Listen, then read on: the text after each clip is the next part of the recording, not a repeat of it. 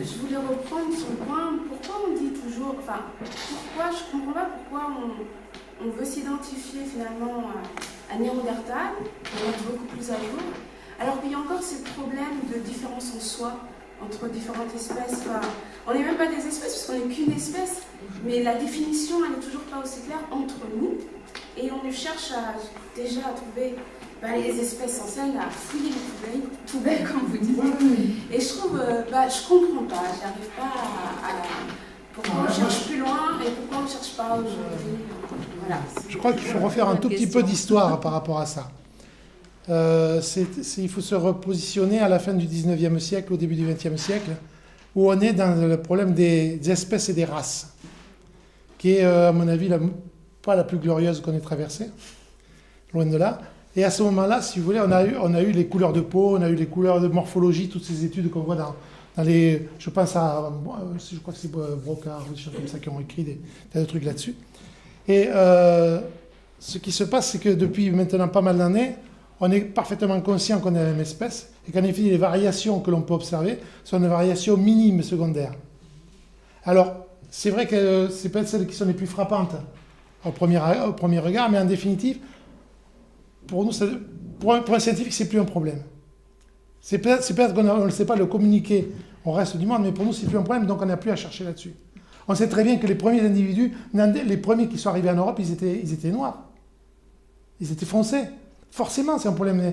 Si vous venez d'un pays, d'une zone africaine ou autre, avec un soleil tel qu'il est, c'est obligé qu'on ait une coloration de peau comme ceci. Cette coloration de peau qui marque trop les esprits dans les termes d'espèces, c'est quelque chose qui va disparaître. Ça prend quelques millénaires. C'est très court pour disparaître en définitive par rapport à ce qui se passe, notamment pour tout ce qui est les autres espèces. Le groupe Néandertal ou autre, ça a mis Néandertal pour devenir ce qu'il est, ça a pris à peu près 150 000 ans.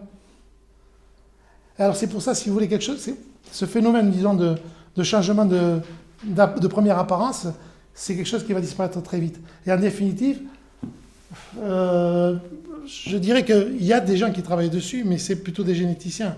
Parce que l'archéologie, c'est l'archéologie très récente en définitive, que l'on a après de ce côté-là. C'est pas pour oublier ces problèmes-là, on est tout à fait conscient.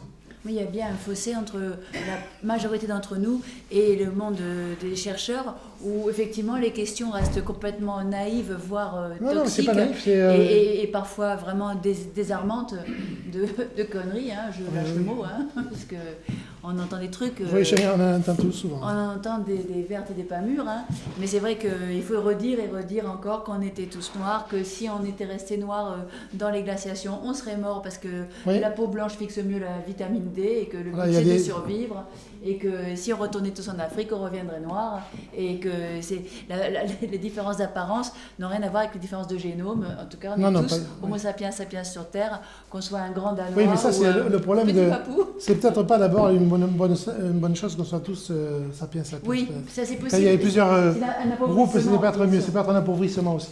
Oui, mais ce serait déjà bien de comprendre qu'on est tous. Oui, tout à fait, les mêmes. Les mêmes. Ce serait déjà pas mal pour beaucoup de gens qui ont encore un petit peu de mal à capter ça.